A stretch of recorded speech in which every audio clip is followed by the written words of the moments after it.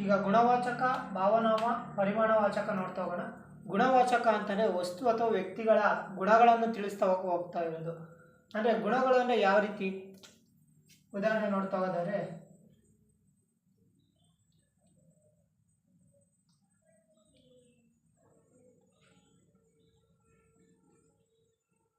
ನೋಡಿ, ಕರಿಯ, ಬಿಳಿಯ,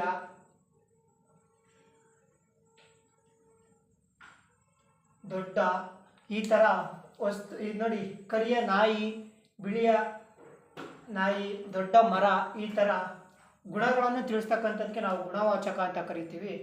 ಈಗ ಭಾವನಾಮ, ಭಾವನಾಮ ಅಂತಂದರೆ ನಾನು ಆಗಲೇ ಹೇಳಿದ್ದೆ, ಕ್ರಿಯೆಗಳನ್ನು ಅಥವಾ ಅವುಗಳ ಭಾವಗಳನ್ನು ತಿಳಿಸ್ತಕ್ಕಂಥದ್ದಕ್ಕೆ ನಾವು ಭಾವನಾಮ ಅಂತ ಕರಿತಾ ಹೋಗ್ತೀವಿ.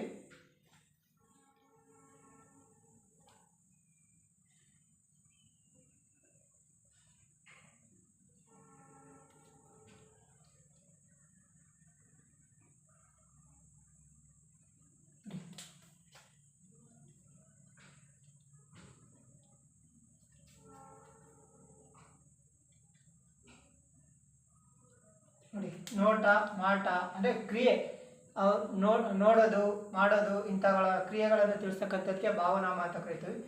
ಪರಿಮಾಣವಾಚಕ ಅಂತಂದರೆ ಒಂದು ಅಂದಾಜಲ್ಲಿ, ಈಗ ಏನಾದರೂ ಕೇಳಬೇಕು ಅಂದರೆ ಒಂದಿಷ್ಟು ಅಂತ ಕೇಳ್ತೀವಲ್ಲ, ಆ ರೀತಿ ಸಾಮಾನ್ಯ ಅಳತೆಯಲ್ಲಿ ಕೇಳೋದನ್ನು ಪರಿಮಾಣವಾಚಕ ಅಂತ ಕರಿತೀವಿ.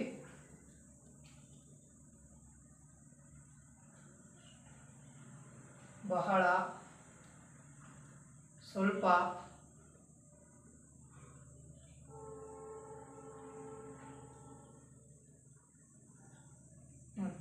ಈ ಥರ ತಿಳಿಸ್ತಕ್ಕಂಥದ್ದು ಇವು ಗುಣವಾಚಕ ಅಂತ.